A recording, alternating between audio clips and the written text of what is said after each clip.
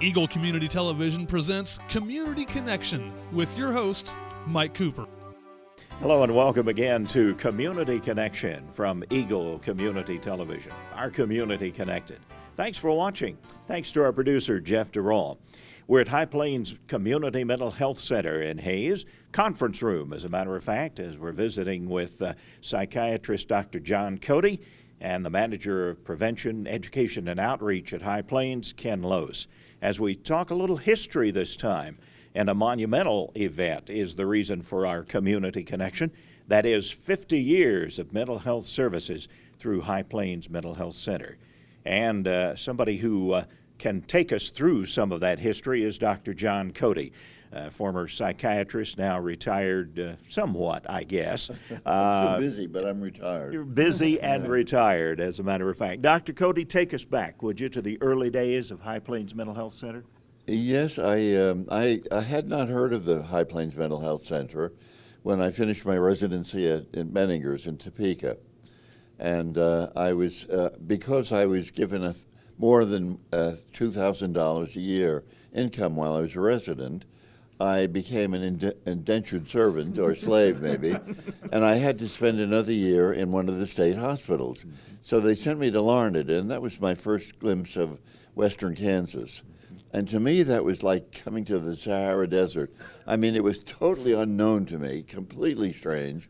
I had come to Topeka from Boston, so it was quite a culture shock. But I liked it at Larned very much until, well, we finally wound up with an alcoholic superintendent and a crazy clinical director. And I got into all kinds of clashes with those two. And I wouldn't do what they said to do. I was a qualified psychiatrist by that time. And the clinical director would tell me what medicines to give my patients. And that was totally out of line for him. And I said, well, you can write those orders if you want to, but I'm not going to write those orders. I don't think those are the right medications for the patient. So I was there about, 9 months or so. I was the director of the outpatient department and the walk-in unit, which were both very successful. I abandoned the Menninger approach of having psychiatrists do most of the work, most of the fun stuff. The psychologist only did psychological testing, and the social workers only saw the family. And since I was the only psychiatrist on the outpatient department and the walk-in unit, I couldn't do everything, so I delegated out patient care to other people too as well, and it worked very well. And that was the model I brought to the mental health center here in Hayes. And talking about numbers, there were something like 25 different patients at Larned that you were seeing, right? Oh yes, we were seeing about 75% of all the admissions to Larned. And I recognized, even while I was at Menninger's, that most psychiatric patients benefit the most in the first 2 weeks. And after that, sometimes they deteriorate because they want to go home, and the hospital's not ready to let them go. And then they get worse. So I think if we get them out of their psychosis or out of the worst part of their depression and so on, and then follow them up very closely as outpatients, they did much better.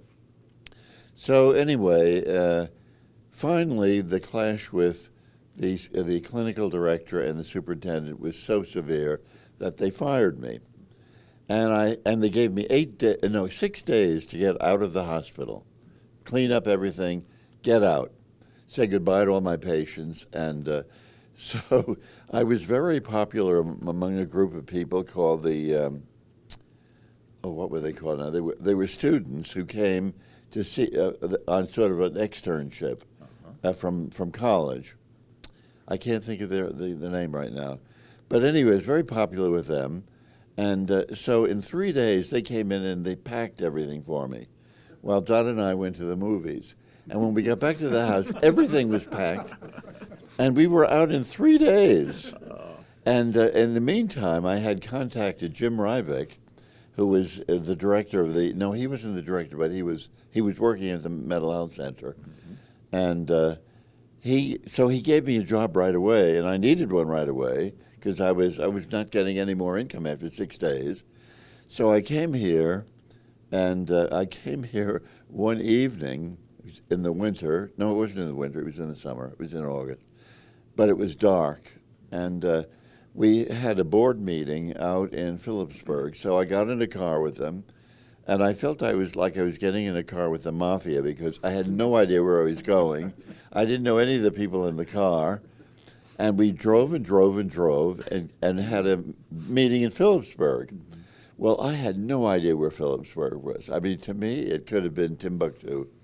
But I met these board members who were so nice. And after getting such rough treatment at Larned, I really appreciated their kindness. And Judge Kissel and Mrs. Schwaller and Ellie Hutchcraft and Judge Kissel, all of those people were so dedicated and so charming, and I just fell in love with that board. And so I told them I would come and stay for 2 years because I already had a commitment to buy Emily Dickinson's house in Amherst, Massachusetts. So I was going to stay 2 years, and then I was going to go to Amherst and write a book about Emily. Well, I was in Larned, I was in High Plains for about a year, and the Amherst University then had a panic attack. They didn't know who I was. They didn't know what I was going to do with Emily Dickinson's house, turn it into a brewery or wipe it out and make a parking lot there, or, they had no idea what I was going to do. And so they offered $5,000 more only from what I offered, and they got it. And so that took away my big impetus to leave Hayes. And by then, I was really enjoying Hayes. And first of all, I liked the staff that I gradually accumulated. Leighton Whitaker was the head of the clinic then, and he was a psychologist, and he was a very uptight sort of guy. And every board meeting was a terrific crisis. And we had to get into crisis mode about a week beforehand for every board meeting. And he finally, and I came only as the medical director. He continued as the administrative director, and that suited me fine. I didn't think I had any gifts for administration at all. And I was very happy to be just a psychiatrist and do the medical work. Well, I was only here 3 months when he quit.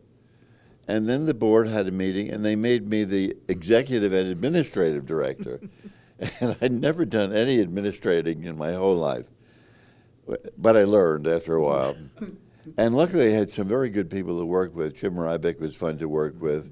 We had Julius Cohen was my assistant director, and he was very good. And so little by little, we got rooted here. My 3 kids were in the schools, and they were doing very well. I thought the schools were very good here. And so there didn't seem to be any reason to leave. So after 2 years, I told them I was going to stay longer, and I stayed over 20 years as the director. It was wonderful to see the clinic grow. And back in those years, there were 4 outreach counties involved, I believe, for High Plains. Yes, there were just 4. And one of our big jobs when I first came was to go out and constantly give speeches to the other county commissioners and people in all these other counties, Goodland and Colby and all of those.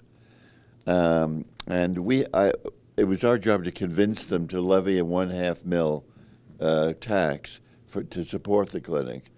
And I was always very leery about giving public speeches. I always got very anxious and nervous. But I gave so many that I totally got over that. It was great. Now I could talk to Congress or anybody and not turn a hair. Ken, let's talk about the outreach expanding from those 4 counties to 20. Yeah, 20 counties now. The travel part is still consistent with us at High Plains today. A lot of covering the 20 counties. We still try to do some education and training. And of course, one of the things that we have done, we've got 5 branch offices throughout our 20 counties, and now 8 different satellite offices. In fact, we've just opened a satellite office in Waukene and a satellite office in Hill City, always with the goal that for those individuals in our 20 counties, that they shouldn't have to drive more than an hour to receive some kind of service unless they choose to drive farther. So that's kind of exciting. Dr. Cody, talk to us a little bit about the changes in approach to treatment, perhaps, would you? Well, when I first came to High Plains, I had a totally Freudian background from Meningers. And Freud's theories ruled everything. I mean, everything was Oedipus complex and all the rest of that, death wishes and things like that. And that has really faded out. There's still a lot of good psychoanalytic work being done, good, excellent books written by Otto Kernberg, who's been doing a lot of research in that area. But basically, we've come to realize that a heck of a lot of mental illness is brain illness. I mean, it's a matter of the way the brain is working. It's not, the wiring isn't right, the neurotransmitters aren't right, the hormone levels are making an effect. And so there's been a great shift to the biological side of it. And in fact, I think to the detriment, in a way, of psychiatry. Not to the detriment, but to the exclusion of thinking about patients as people with minds as well as just brains. And the mind does influence the body, and the mind has a lot of effect on the brain and determines how the brain works a lot of the time. So you can't go totally biological. And you can't forget that people have minds and emotions and ideas about things. You have to deal with all of that.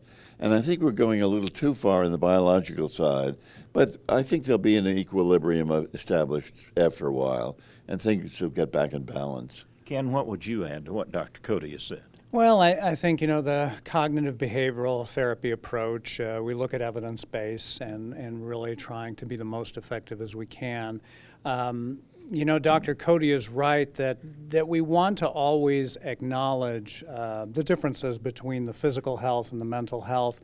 But right now, because I think maybe in some ways the pendulum was too far the other way, we're looking at integrating a lot of that care, that not so much that we think it's one and the same, but we recognize that a lot of folks with severe and persistent mental health challenges also suffer from things like diabetes and high blood pressure and asthma and just a number of other chronic physical challenges. So to treat both body and mind appropriately and to treat them both, if possible, maybe someday under the same roof would reduce stigma, make improve access for our clients, and maybe bring in a huge number of folks that otherwise would tend to not come into a community mental health center.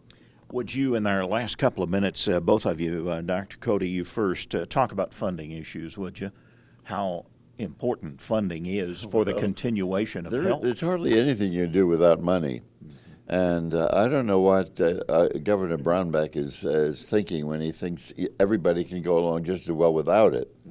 But he doesn't believe in the arts. He's not supporting the arts. He's not supporting health. He has a lot of strange money-saving ideas. He thinks he's saving money. I think that it's a mistake to cut back on money. And, the Tea Party people think that the reason people are patients is because they're lazy and, they just want to sit back and collect welfare checks. Well, that sort of thing is ridiculous. We live in a very competitive culture. I mean, I think a lot of the pathology is in our culture rather than in the patients. And there are people who aren't strong enough mentally or physically or in reason. They're just people who find it very difficult to compete. They're born with a lot of deficits.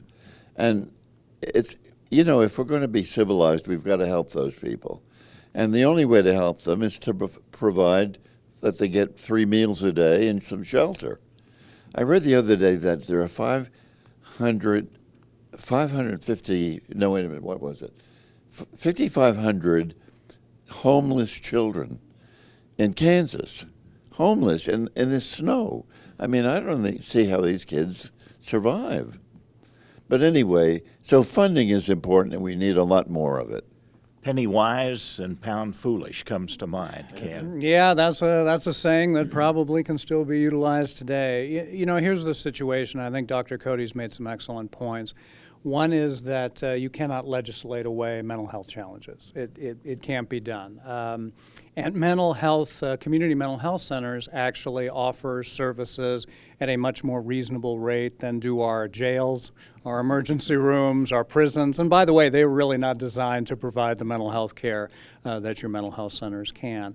You know, it is a challenge. We're fortunate that with the 20 counties that support High Plains, we're basically a quasi-governmental agency and owned by those 20 counties.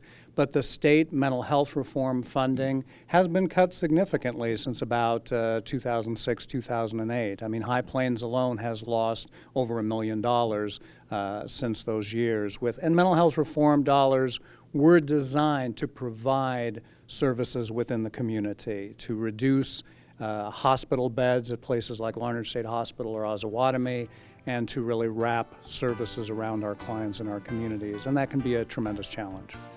Dr. John Cody, the Audubon of Moss, and our guest today on Community Connection, along with Ken Loos, the Manager of Prevention, Education, and Outreach. You and Dot have a good time in Burma on your trip. Thank you and very much. Our guest today on Community Connection. Thanks for watching.